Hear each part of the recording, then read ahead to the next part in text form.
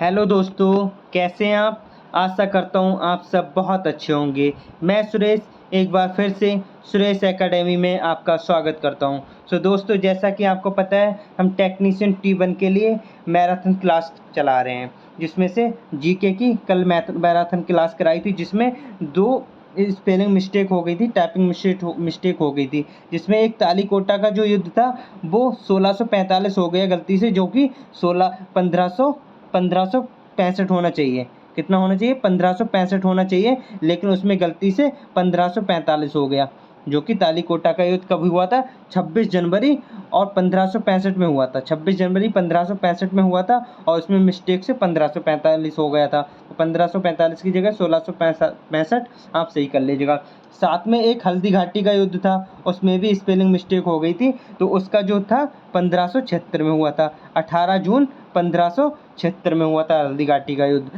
शुरू करते हैं आज की मैथ की मैराथन, जिसमें आपके सिलेबस में जितने भी टॉपिक हैं, सारे टॉपिक्स को हम कवर करने वाले हैं। तो शुरू करते हैं आज का पहला क्वेश्चन नंबर 1।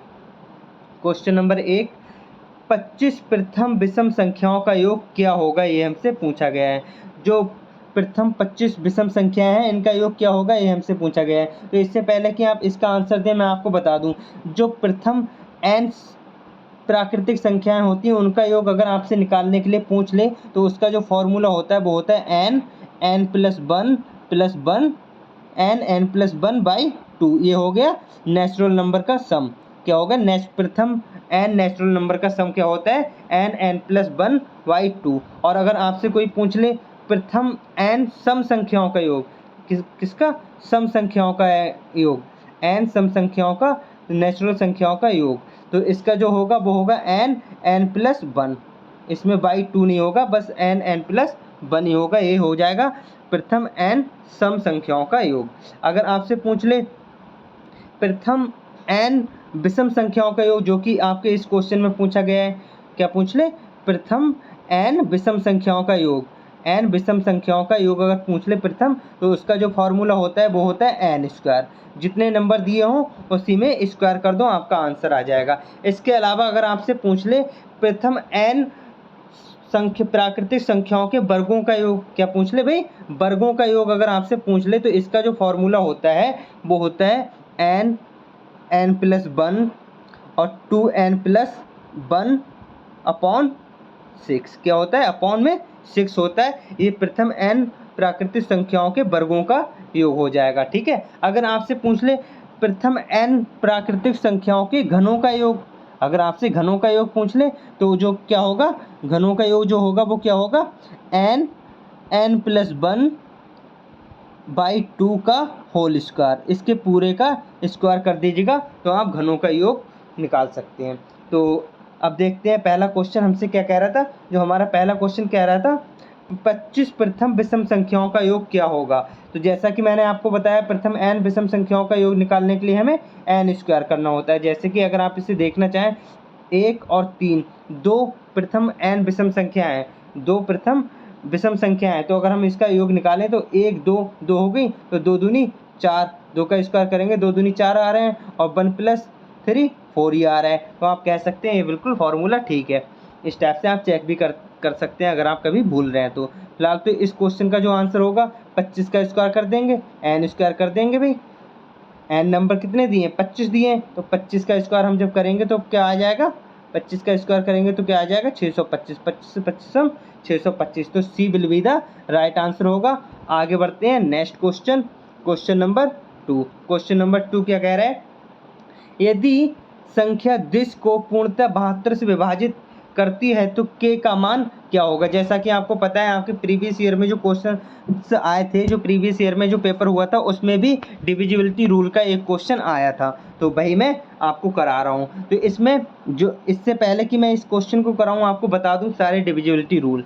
तो सबसे पहले हम देखते हैं 2 का। आपको पता होगा जो 2 का डिविजिबिलिटी रूल क्या होता है। अगर लास्ट की संख्या 2 से कट रही है तो पूरी संख्या 2 से कटेगी। जैसे अगर हम इस 72 को देख लें, ये 2 से कट रही, लास्ट की संख्या 2 एकम 2, तो ये पूरी संख्या 2 से कट जाएगी। इसके अलावा 3 का डिविजिबिलिटी रूल ये कहता है कि, विभाजित रूल ये कहता है कि अगर सम ऑफ डिजिट, जो मतलब जो अंकों का योग है वो अगर 3 से डिविजिबल है, 3 से कट रहा है, 3 से विभाजित है, तो वो पूरी संख्या 3 से कट जाएगी। इसके अलावा 4, अगर 4 से कटने वाली संख्या अगर लास्ट के 2 अंक 4 से कट रहे हैं तो समझ लो पूरी संख्या 4 से कट रही है। तो 4 का तो ये रूल होगा। जैसे 72 है, 72 को हम लास्ट के 2 अंक यही है, तो 4 एकम 4 और 4 अट्ठो 32 से 4 से कट रही है। तो अगर इससे पहले चाहे कितने भी नंबर होते तो ये पूरी संख्या 4 से कट जाएगी। इसके अलावा 5 से कटने के लिए लास्ट में या तो 0 हो या फिर 5 हो।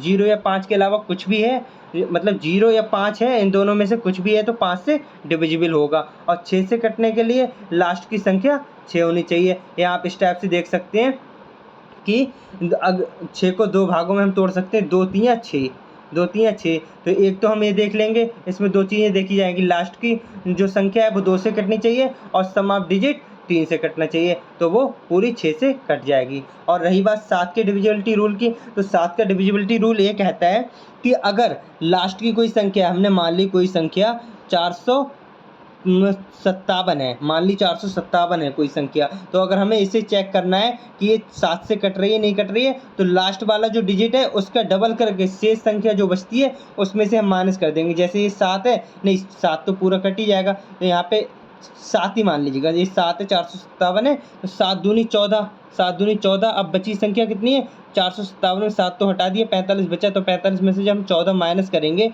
तो हमारा क्या बचेगा, 1 और 3 31। अब 31 हम देख रहे हैं 7 से डिविजिबल नहीं है, तो हम कह सकते हैं पूरी संख्या जो 457 है 7 से डिविजिबल नहीं होगी।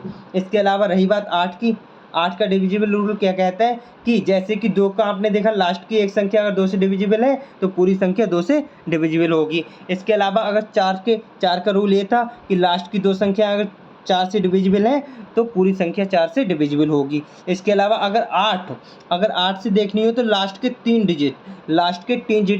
डिजिट अगर 8 से डिविजिबल हैं तो पूरी संख्या 8 से डिविजिबल होगी, पूरी संख्या 8 से विभाजित होगी। इसके अलावा अगर हम 9 का देख लें तो 9 का डिविजिबल रूल सेम 3 की तरह है कि सम ऑफ डिजिट, जो संख्या होती है उसके अंकों का योग अगर 9 से कट रहा है तो वो पूरी संख्या 9 से कट जाएगी। तो फिलहाल तो हमसे पूछा क्या, 72 से विभाजित है ये संख्या या नहीं है, तो आपको पता है 72 को हम 8 नेम 72 लिख सकते हैं। क्या लिख सकते हैं, 8 नेम 72 लिख सकते हैं। तो 8 ने 72 लिखने के लिए हमें चेक करना पड़ेगा कि लास्ट की, क्योंकि इसमें 8 भी आ रहे हैं और 9 भी आ रहे हैं, तो हम पहले अगर 8 को चेक करें तो 8 को चेक करने के लिए हमें देखना पड़ेगा कि लास्ट के 3 डिजिट 8 से कटने चाहिए। तो देख लेते हैं, अगर कट रहे हैं तो ठीक है और नहीं कटेंगे तो हम बना लेंगे। तो 8 एकम 8 तो कट नहीं सकता है, 8 ने 72 बचा 1। अब 1 के आगे इतना कितना हो कि भाई 8 से कट जाए, तो 16 ही आता है। 10 और 20 के बीच में केवल 16 आता है जो 8 से कटेगा। तो इसका मतलब हम कह सकते हैं जो k की वैल्यू होगी वो 6 होगी। क्या होगी, k की वैल्यू 6 होगी, जो कि हमारे ऑप्शन नंबर सी में दिया है। तो ये हमारा क्या है, राइट आंसर हो जाएगा। तो आगे बढ़ते हैं नेक्स्ट क्वेश्चन क्या कह रहा है देख लेते हैं। ओके, यदि किसी संख्या को 195 से विभाजित 195 से भाग देने पर शेषफल 47 बचता है, तो उस संख्या को 15 से भाग देने पर शेषफल क्या होगा। उस संख्या को 15 से भाग करने पर शेषफल क्या होगा, ये हमसे पूछा है। जैसे मैं इसको डायरेक्ट कर सकता हूँ कि 15 को मैंने 47 से डिवाइड कर दिया तो हमारा 2 बचेगा शेष, तो इसका आंसर तो 2 आ जाएगा। लेकिन कुछ लोगों को बहुत कन्फ्यूजन रहता होगा इस टाइप के क्वेश्चंस में, तो इसको मैं इस टाइप से बता दे रहा हूँ कि आप भूलें ही ना। तो ये क्या रहा है, फिलहाल तो इसका तो हम डायरेक्ट 15 से डिवाइड कर दें, क्योंकि हमारा 195 15 से डिविजिबल है, तो इसलिए हम डायरेक्ट इसको डिविजिबल करके 15 3 45 हो रहे हैं, 2 बच रहे हैं, तो 2 रिमाइंडर बच रहा है। ये हमारा ऑप्शन डी हमारा जो है राइट आंसर हो जाएगा। लेकिन आप ये कभी ना बोलें जिन लोगों को ये समझने में दिक्कत होती है कि ये कैसे होता है कि ये डिविजिबल है तो ये डिविजिबल करके हम कैसे देखते हैं, तो उन लोगों के लिए मैं बता रहा हूँ।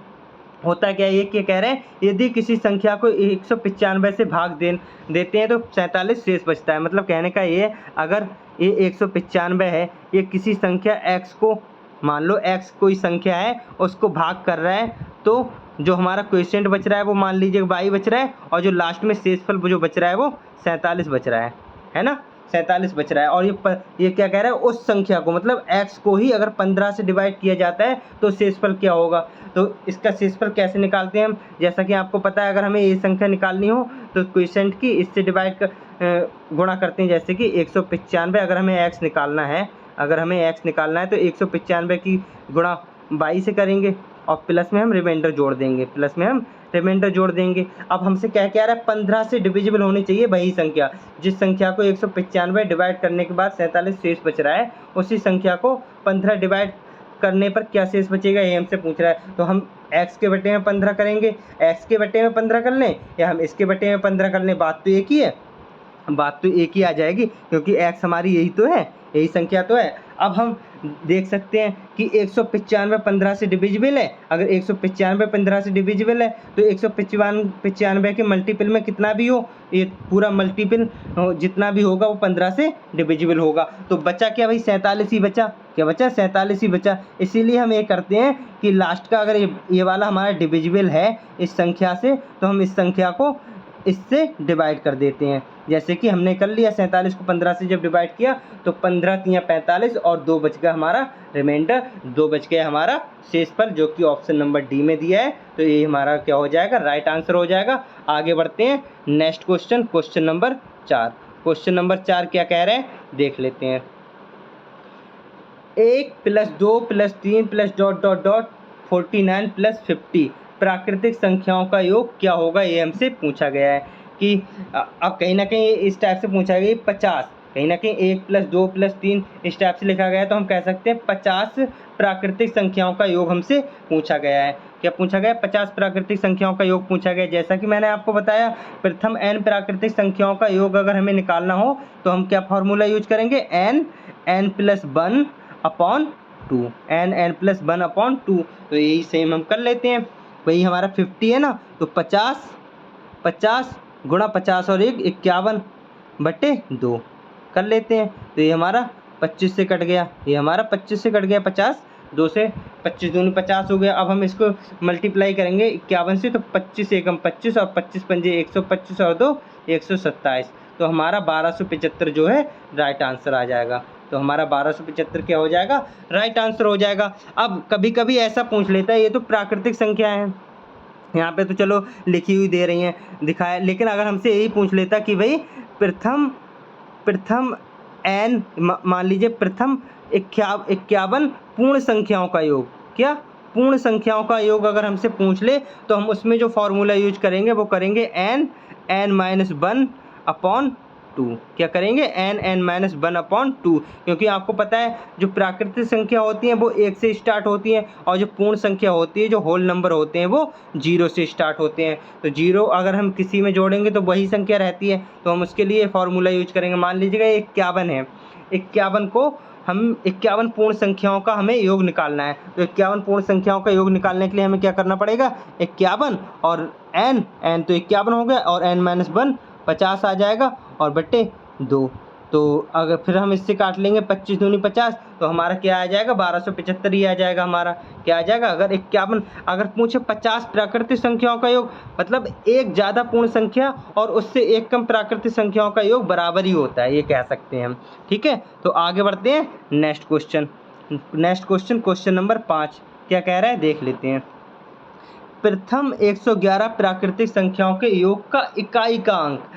इस बार हमसे केवल योग नहीं पूछा है, इस बार हमसे इकाई का अंक पूछा है। तो देख लेते हैं। तो जैसा कि अभी आपको मैंने बताया, n प्राकृतिक संख्याओं का योग निकालना होता तो क्या करते हैं, n + 1/2 करते हैं। यही तो करते हैं भाई, यही तो करते हैं। अब आप देखते होंगे मैं ये क्वेश्चंस करा रहा हूँ, क्यों करा रहा हूँ, जैसा कि आपको पता है नंबर सिस्टम आपके टॉपिक में है, आपके सिलेबस में नंबर सिस्टम एक पूरा चैप्टर है। तो ये उसी नंबर सिस्टम के ये क्वेश्चंस चल रहे थे। मैंने सारे टॉपिक से एक एक क्वेश्चन उठा लिया है, जिससे और मैं सारा एक्सप्लेन भी कर रहा हूँ आपको। तो इसका जो फार्मूला ये हो गया, तो 111 पूछ रहा है, तो 111 गुणा 1 प्लस कर दिए तो 112 हो गया और बटे 2। अब जब हम इसे काटेंगे तो हमारा क्या हो जाएगा, 2 पंजे 10 और 2 छंग 12। तो 56 की गुणा जब हम 111 से करेंगे तो हम पूरी क्यों करेंगे, इसकी 1 की 6 से कर लेंगे, 6 एकम 6, यानी कि हमारा जो इकाई का अंक जो आ रहा है वो क्या आ रहा है, 6 आ रहा है। क्या आ रहा है, 6, जो कि ऑप्शन नंबर ए में दिया है। तो यही हमारा क्या हो जाएगा, राइट आंसर हो जाएगा। आगे बढ़ते हैं next question number 6। Question number 6 हमसे क्या कह रहा है देख लेते हैं। इसके कुछ ऑप्शन नेक्स्ट पेज में दिए गए हैं, कोई नहीं हम छोटा करके देख लेते हैं उन ऑप्शंस को भी। ठीक है, आगे अब देखते हैं क्या कह रहा है। एक टंकी 1020 लीटर तेल भरने के बावजूद टंकी का 15% भाग खाली रह जाता है। एक कोई टंकी है, उसमें 1020 लीटर पानी भर लिया, उसके बाद भी 15% भाग उसका क्या रह गया, खाली रह गया। तो अब उससे ये पूछा जा रहा है कि इसमें और कितने लीटर तेल भरा जाए जिससे कि ये पूरी भर जाए, कितने लीटर तेल भरा जाए ये हमसे पूछा गया है। जैसा कि आप इसमें देख रहे हैं, ये जो जब 15% खाली रह गई तो इसका मतलब 85% भर गई होगी, 85% भर गई होगी।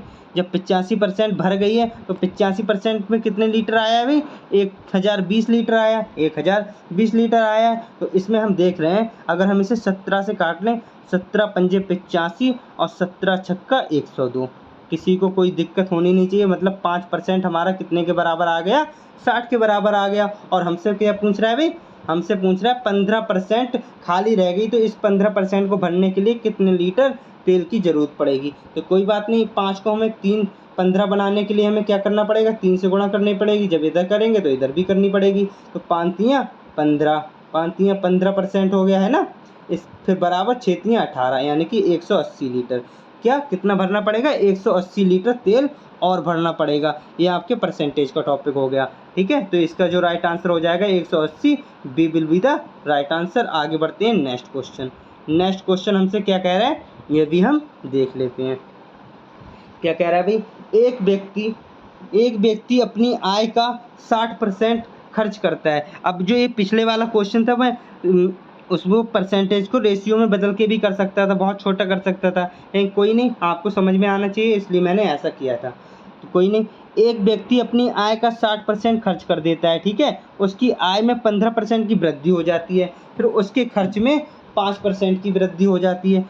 जब उसके आय में 15% की वृद्धि होती है तो उसके खर्च में भी 5% की वृद्धि हो जाती है। ठीक है, तो अगर मैं इस टाइप से रख लूँ, अगर मैं इस टाइप से लिख लूँ, जैसे इनकम ये है हमारी, और मैं इधर लिख लूँ एक्सपेंडिचर, जो हमारा खर्चा है उसे ई मान लूँ, और जो हमारी सेविंग है, जो हमारी बचत है, उसे अगर मैं एस मान लूँ, तो किसी को कोई दिक्कत नहीं होनी चाहिए। अगर मैं मान लूँ 100 यूनिट क्या है हमारी इनकम है, किसी व्यक्ति की 100 यूनिट इनकम है, उसमें से वो 60% क्या कर देता है, खर्च कर देता है।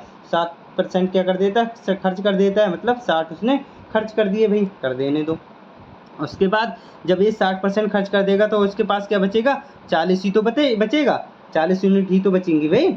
कोई नहीं, फिर उसके बाद क्या कह रहा है भाई, उसकी आय में 15% की वृद्धि हो जाती है। क्या हो जाती है, उसकी आय में 15% की वृद्धि हो जाती है। जब 15% की वृद्धि होगी तो 100 को 15% अगर हम प्लस करेंगे तो हो जाएगा 115, किसी को कोई दिक्कत नहीं होनी चाहिए। उसके बाद क्या कह रहा है, उसके खर्चे में भी भाई 5% की वृद्धि हो जाती है। जो उसका खर्चा है 60%, उसमें भी 5% की वृद्धि हो जाती है। तो आपको पता होगा 60 का जो 5% होगा वो कितना होगा, 3। 60 का जो 5% होगा वो कितना हो जाएगा, 3। तो ये कितना हो जाएगा खर्चा, 63 हो जाएगा। जब खर्चा भाई 63 हो जाएगा तो हमारी बचत जो होगी कितनी हो जाएगी, 52 हो जाएगी। कहीं ना कहीं हमारी बचत तो पहले से ज़्यादा हो गई, बचत हमारी पहले से ज़्यादा हो गई। तो हमसे पूछा गया उसकी बचत पर क्या प्रभाव पड़ेगा, यही हमसे पूछा गया कि उसकी बचत पे क्या प्रभाव पड़ने वाला है। तो हम देख रहे हैं 12 प्लस हो रहा है, कितना हो रहा है, 12 प्लस हो रहा है, कितने पे, 40 पे हो रहा है 12 प्लस। अब हम इसकी परसेंटेज निकालने के लिए 100 से मल्टीप्लाई कर लेंगे। तो अगर हम 0 से 0 काट दें तो हमारा ऊपर 120 बचा, 4 तियाँ 12, 4 तियाँ 12 0, तो हमारा 30% आ रहा है। कितना आ रहा है, 30% जो है हमारा राइट आंसर हो जाएगा। क्या हो जाएगा, 30% हमारा राइट आंसर हो जाएगा। अगर हम इसे थोड़ा एक अलग टाइप से करें, थोड़ा और छोटा करने की कोशिश करें, थोड़ा और कम कैलकुलेशन करनी पड़े, इसके लिए हम इस टाइप से भी कर सकते हैं। मान लीजिएगा हमने इनकम ये मान ली, और हमने जो खर्चा है वो ये मान लिया, और हमने जो है सेविंग ये मान ली। ठीक है, तो खर्चा मान लिए हम, हमारी जो टोटल जो इनकम है वो मान ली हमने 100 है, और जो खर्चा हो रहा है वो 60 हो रहा है, तो सेविंग हमारी 40 हो गई। अगर मैं इन सबको काट लूँ तो हमारा जो रेशियो आ जाएगा 0 से 0 कट गया। तो अगर हम देखें तो हमारा जो रेशियो बच रहा है वो क्या बचेगा, अगर हम 2 से फिर से काट लें तो 2 पंजे 10, 2 तियाँ 6 और 2 दूनी 4, यही तो रेशियो आ जाएगा। कहीं ना कहीं 5 अगर हमारी टोटल इनकम है उसमें से 3 खर्च कर दे रहा है तो 2 ही तो बचेगा, यही तो कह रहा है। फिर उसके बाद कह रहा है कि जो इनकम है उसमें 15% की क्या हो जाती है, वृद्धि हो जाती है। जब 15% की वृद्धि होगी तो भाई ये हो जाएगा 75। कितना हो जाएगा? 75। और जब इसमें 5% की वृद्धि होगी, खर्चे में 5% की वृद्धि हो जाएगी तो ये हो जाएगा 15%, है ना। अब इसमें हमसे ये पूछा है कितनी वृद्धि होगी, ये हमसे पूछा है। और टोटल जब ये 15 खर्च हो जाएगा 75 में से तो हमारा कितना बचेगा भाई? 60 बचेगा।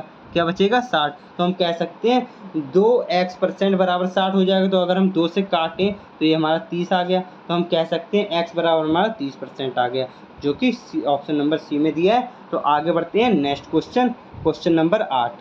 क्वेश्चन नंबर 8 क्या कह रहे हैं देख लेते हैं। एक परीक्षा में एक छात्र 20% अंक प्राप्त करता है और 30 अंकों से फेल हो जाता है।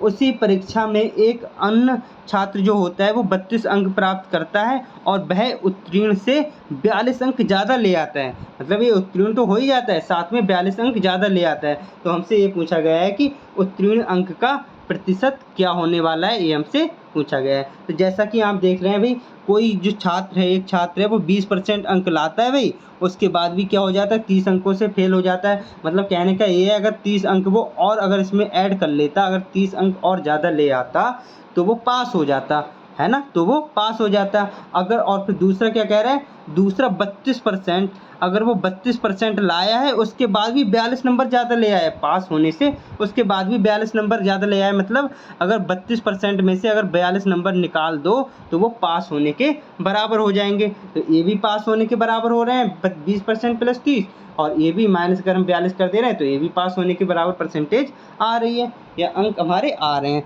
तो हम इसको इस टाइप से कर लेते हैं। अगर हमारा ये 20 उठा के हम इधर ले जाएं तो हमारा कितना रह जाएगा भाई? 12% रह जाएगा, है ना। और अगर हम इस 42 को उठा के इधर ले आएँ तो प्लस हो जाएगा, तो हमारा कितना हो जाएगा? 72 हो जाएगा। कितना हो जाएगा?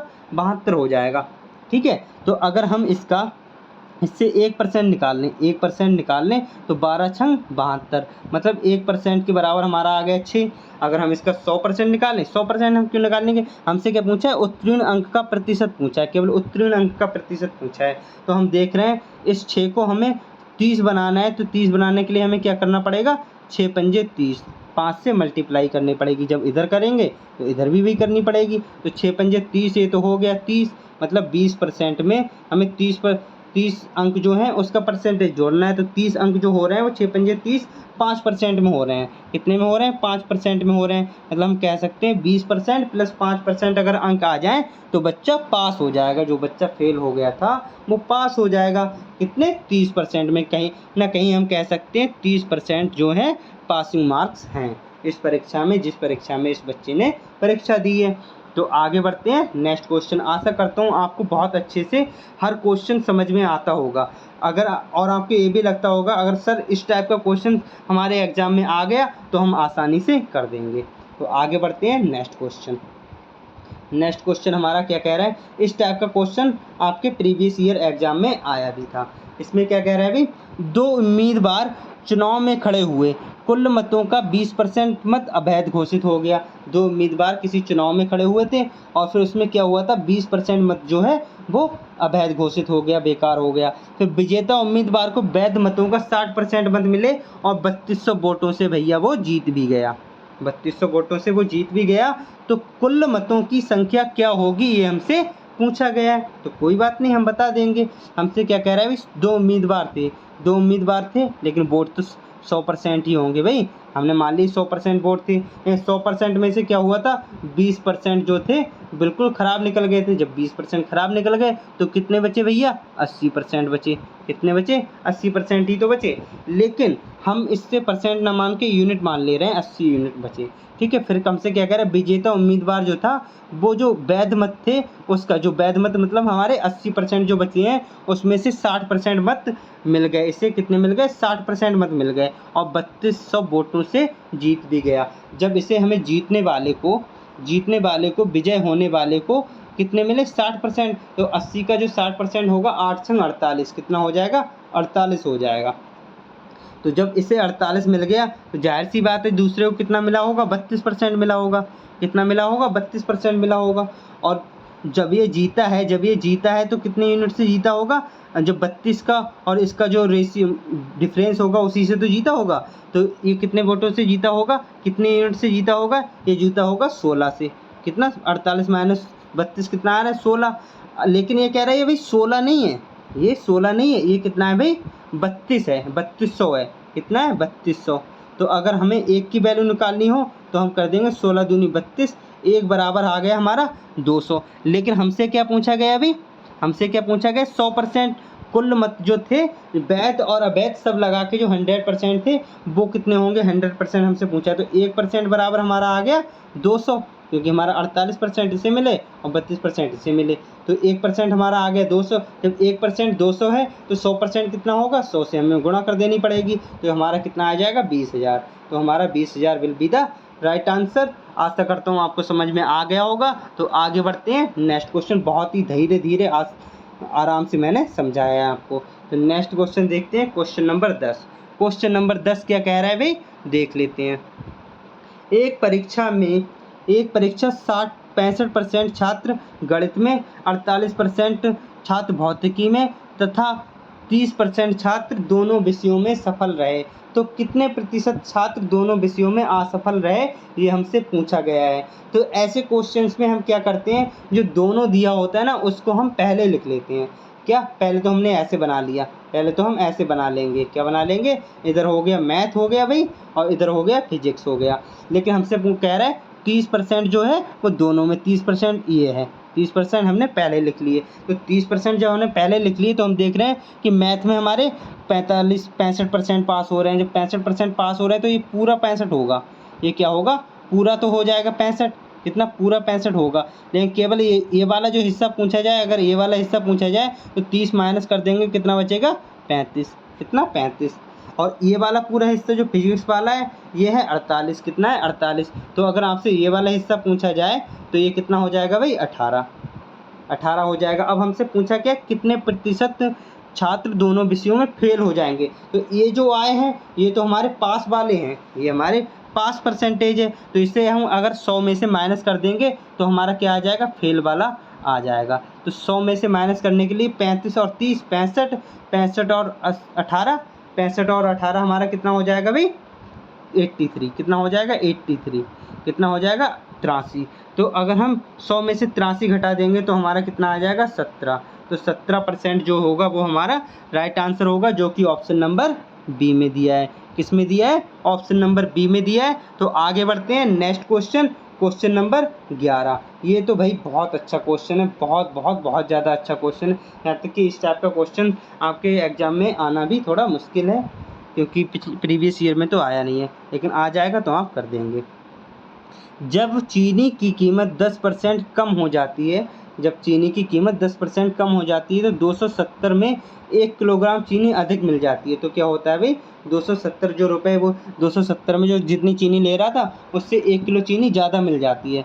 तब चीनी की प्रति किलोग्राम मूल कीमत हमसे पूछी गई। जो पहले वाली कम होने से पहले जो कीमत थी वो हमसे पूछी गई है। तो कोई बात नहीं, हम बता देंगे। जैसा कि आपको पता है, आप देख रहे हैं इसमें जो खर्चा वो कर रहा है वो इस 10% को हम 1/10 लिख सकते हैं, किसी को कोई प्रॉब्लम नहीं होनी चाहिए। तो जो खर्चा कर रहा है 10 से कम, मतलब 10% कम हुई तो 10 का 1%, 10% अगर हम कम कर देंगे तो हमारा क्या बचेगा, 9। ये हमारा खर्चा हो रहा है। अगर हम इसमें खपत देखें तो खपत तो आपको पता होगा खर्चा के जस्ट उल्टा होता है। एक्सपेंडिचर जो होता है वो खपत का जस्ट उल्टा होता है। तो इसमें जो खपत होगी हमारी वो क्या हो जाएगी, जस्ट उल्टी, 9:10 हो जाएगी, है ना, 9:10 हो जाएगी। यही तो होगी भाई, यही तो हमारा हो जाएगा। फिर उसके बाद क्या कह रहे हैं, इसमें जो अंतर है एक का, जो एक का अंतर है वो कितने के बराबर है, 1 के ही बराबर है, क्योंकि 1 किलोग्राम ही ज़्यादा मिल रही है भाई, 1 किलोग्राम ही तो ज़्यादा मिल रही है। कितने में मिल रही है, 270 में 1 किलोग्राम ज़्यादा मिल रही है। तो अगर हम बाद वाले जो कम हो गए हैं रेट वो वाले निकालें तो हम 270 में 10 से डिवाइड कर देंगे तो हमारा क्या आ जाएगा, 10 एकम 10 और 27 हमारा जो है राइट आंसर आ जाएगा। बाद वाला जो कम रेट हो गए थे, 10% कम रेट हो गए थे तो वो वाला रेट जो हमारा आएगा वो 27 रुपये किलो आ जाएगी चीनी। लेकिन हमसे क्या पूछ रहा है, पहले वाले रेट। तो पहले वाले रेट निकालने के लिए हमें 270 में इस 9 से डिवाइड करना पड़ेगा। जब हम इस 9 से डिवाइड करेंगे तो हमारा आ जाएगा 9 तियां 27, 30। तो 30 किलोग्राम आ जाएगी, 30 प्रति किलोग्राम चीनी के रेट आ गए, 30 रुपये प्रति किलोग्राम। तो आशा करता हूँ समझ में आ गया होगा। आगे बढ़ते हैं next question, question number 12। Question number 12 क्या कह रहा है देख लेते हैं। एक अनाज विक्रेता 10% की हानि पर चावल बेचता है। क्या करता है, 10% की हानि पर चावल बेचता है, और लेकिन वह ग्राहकों को प्रति किलोग्राम में 200 ग्राम कम देता। देखिए उसकी बेईमानी तो देखिए, सबसे कह रहा है कि भाई हम 10% हानि में बेच रहे हैं, हम चावल को क्या कर रहे हैं 10% हानि में बेच रहे हैं, लेकिन कर क्या रहा है भाई, ये तो उल्टा कर रहा है, ये 200 ग्राम कम दे दे रहा है, अपना फ़ायदा निकाल ले रहा है फिर भी। तो ये क्या कह रहा है भाई, 100 रुपये की चीज़ है और हम आपको दे रहे हैं 90 रुपये में। कितने में दे रहे हैं, 90 रुपये में। तो अगर हम इसको 0 से 0 काट दें तो हमारा 10:9 आ जाएगा, ये तो आ जाएगा हमारा। और फिर क्या कह रहा है भाई, ये कह रहा है लेकिन वह प्रति किलोग्राम 200 ग्राम कम करता है, जो 1 किलो देता है उसमें 200 ग्राम कम कर लेता है। इसका मतलब ये हुआ कि मतलब 1000 ग्राम उसे देना था, 1000 ग्राम देना था, लेकिन वो 800 ग्राम ही देता है। कितना देता है, 800 ग्राम ही देता है। तो अगर हम इसको मल्टीप्लाई कर लें इससे और इसको मल्टीप्लाई कर लें इससे, तो हमारा क्या आ जाएगी, टोटल वैल्यू आ जाएगी, हमारी टोटल वैल्यू आ जाएगी। तो हम देख रहे हैं जब इसमें 1 जीरो और 2 जीरो, इसके 3 जीरो से कट जाएंगे, कि क्या हो जाएंगे, कट जाएंगे। तो हमारा जो रेशियो आ जाएगा वो 8:9 आ जाएगा। जब हमारा 8:9 आ जाएगा तो ये को क्या हो रहा है, उससे क्या हो रहा है, 1 का क्या आ रहा है, 1 का डिफरेंस आ रहा है। 8 से 9 में 1 का डिफरेंस आ रहा है, कितने पे आ रहा है, 8 पे डिफरेंस आ रहा है। तो गुणा 100 करेंगे तो हमारा जो आ जाएगी वैल्यू क्या आ जाएगी, 12.5 आ जाएगी। जब हम 1/8 हमारी कितने परसेंट होती है, 12.5% होती है, 12 1/2% होती है, 1/8। तो इसका जो राइट आंसर हो जाएगा वो क्या हो जाएगा भाई, या आप इसे डायरेक्ट ऐसे भी कर सकते हैं, इसे आप डायरेक्ट ऐसे भी कर सकते हैं। कैसे कर सकते हैं भाई, चलिए कोई नहीं, इसका जो राइट आंसर हो जाएगा ऑप्शन नंबर सी हो जाएगा। क्या हो जाएगा,